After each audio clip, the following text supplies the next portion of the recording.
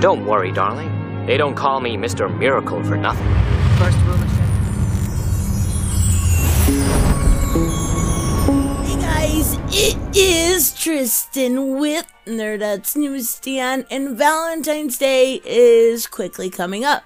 Now, I wanted to do a couple videos beforehand, either talking about certain comic runs that were great with couples, or just the different couples in general. All morning I sat here and I tried to think of a unique idea, and then I realized something.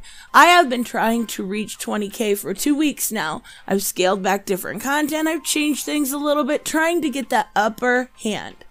What I realized is I finally got so far away from my original content and what I wanted this channel to be that it wasn't going to work.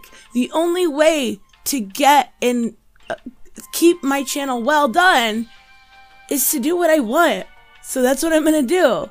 Starting with this video, I want to talk about a couple that I absolutely love, that is absolutely my favorite in the DC universe, and that is Big Barda and Mister Miracle. They are hands down, in my opinion, the best couple, and I'm going to go through a bunch of reasons, and this isn't going to be one of those well-organized videos. This is just going to be me talking and telling you why I love it, and I think that's the format I need to go back to. Less scripting, less worrying about my voice, less worrying about my words, and just talking and having a good conversation. That's what this channel needs to be, and I think it took me way too long to realize that. So, let's talk about Mr. Miracle and Big Barda. Obviously, they came from the mind of Jack Kirby as part of his Fourth World Saga. Now, this has been something I've talked about in previous videos that I've really done a deep dive into as of late. I love the world that Jack Kirby created. I love the fact that he created something so unique, but I wish DC would use it more often. Now, the new god, one of them, is scot-free. He is the High Father's son. He was given to Darkseid in exchange for Darkseid's son, Orion, in an attempt to kind of broker peace between the two worlds that had been fighting for so long, right? So Scott grows up in Warworld Apocalypse, raised by Torturer, General, Mother, Granny Goodness, whose main goal in all of this is to simply torture the children of Apocalypse to make them the perfect soldiers for the army of Apocalypse, right? That is where Scott first meets Barda.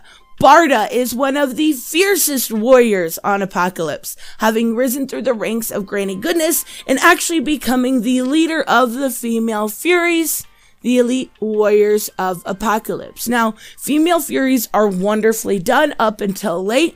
I don't recommend Cecil Castellucci's run. It is absolutely a disgrace to everything that Jack Kirby put out there, and it is not the Female Furies. Definitely stay away from that if you're looking for reading material. But throughout their adolescence, right? They grew up in the pit. Barda would catch Scott escaping, right? The escape artist. She would let him go to only have him later escape again. And then he went to Earth. He escaped Apocalypse and went to Earth. And that's where his story really begins when it comes to becoming Mr. Miracle. Now, eventually she would escape to Earth too and join Scott in the battle, right? And in a little bit in showbiz, but that's where their relationship really starts. Scott is the only person who's shown Barda any semblance of true compassion and empathy. And for the first time, they're able to spend time alone. And within a few issues, they actually get married, which happens in 18 of the Jack Kirby Mr. Miracle run, right? So I love everything about this. There's a lot of different reasons, but mostly because it is one of the most healthy and stable relationships besides that whole, like, Barda and Superman make a porno, which we're gonna throw to the side and pretend it didn't happen. They have a lot of things going for them as far as health in a relationship. Most notably, trust, right? Most notably able to trust each other, tell each other everything, except for a little bit in Tom King's run, which I did enjoy. We're going to talk about that here in a minute. But they have a traditional relationship flipped on its side, right?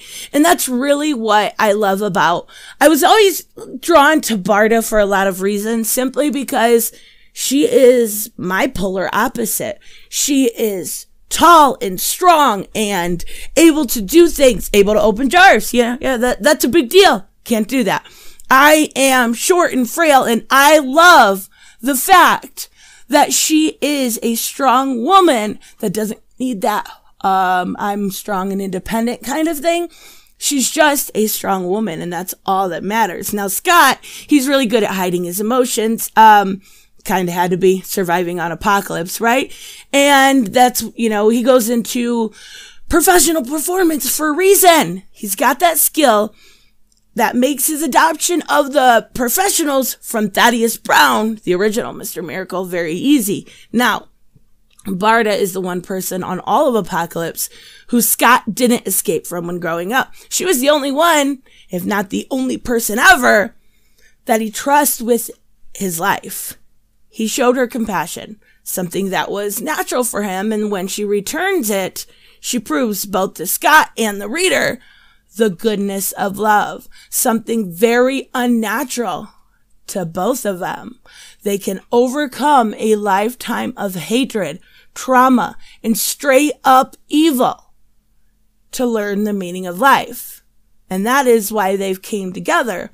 And they are the quintessential ride or die couple in DC Comics. Now, I love, for a lot of things, they're being domestic, right? They're having a typical relationship. Having a home life is something that's very important to Barda. And, so much so that everything she learned from Apocalypse, she kind of unlearns through Scott and through their relationship. It's the centerpiece of every story that they're in. No matter if you're looking at, Jack's original run or even up to Tom King's newest run, it is always the focal point. It's this sense of kind of domesticity. Is that a word? Home life that is really attracts the readers and everyone to their relationship. It's so natural, and it makes the characters more understandable. It makes them relatable, but in a way, it's also flipped on its head, because when we are looking at the sense of Barda and Scott, they are opposites. Barda is the one that really is the strong one. Barda is the one that can open the fucking jar. I'm just going to use that always. She basically is the one that is more powerful. She's as powerful as Wonder Woman, right? She has this superhuman strength, and Scott's a normal person. And usually you look at that kind of a situation and the man's the protector. This relationship completely flips it on its head, and it works so well. Yeah, Scott has his mother box, and he has a lot of things that work really well for him, but she is, in all essence, breaking that stereotype. She's taller, she's stronger, she's more intimidating than her husband. It's the reversal of that traditional role that was even unheard of now, but especially unheard of during the 60s and 70s, that really made these characters stick and make them such a great relationship. Now, I want to talk a little bit about the run that comes with Tom King. And obviously, spoilers, it's a little bit old, but I just went back and reread it. And the fact that Scott, in a lot of it is open to interpretation, but Scott, kills himself in the beginning. He basically took the blue pill, so he can live in this reality. He chose everything that was Barda over everything that was life. He would have had to go back to a normal life without Barda, because she's on Apocalypse. He would have had to go get rid of Jacob and their daughter that, never ends up being born, but he would have had to given up everything. And Barda and Jacob and his normal life and their condo and his, I forget his name, freaky guy, everything that goes along with it is worth it to him. And that's really what makes this couple so perfect. In every single, sense of the word, they are amazing. I love more than anything in that book that scene where they are on Apocalypse going through, trying to get, I don't remember where they're trying to get, it's been a while, and they're just having a normal conversation about how they're going to redo the condo. They're just having a normal conversation as they, kill people and go through. And I love it. And at the end, it ends with that, I love you. And he's holding her from the back. And, I believe you scot-free. I love it. I absolutely love it. The failed suicide attempt or happened to be real suicide attempt, whichever it was, didn't matter because he had what he wanted. And that was her. There's a lot of really good reasons that I get emotional over those scenes. Mostly because I get emotional over everything. But even so, Scott-Free and Big Barda are absolutely the quintessential couple of DC Comics. Now, there's a lot of reasons why. But they have really, really lasted the test of time. They spent a lot of time, whether it was, going to war with Orion, to fight for their life together. Just simple things like that, or going to war with Darkseid. Going up against the Black Racer. Having a new, Shiloh Norman to take care of when he was young, right? And then eventually taking part of the mantle as Mr. Miracle.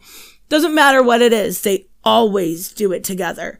And a lot of times we don't see that in couples. We see, the cat and the bat do separate things. They misplace trust. Selina's doing something behind Batman's back. We don't see that here. And that's why I love these guys. They are perfect. I don't know what else to say. They're perfect. I love them.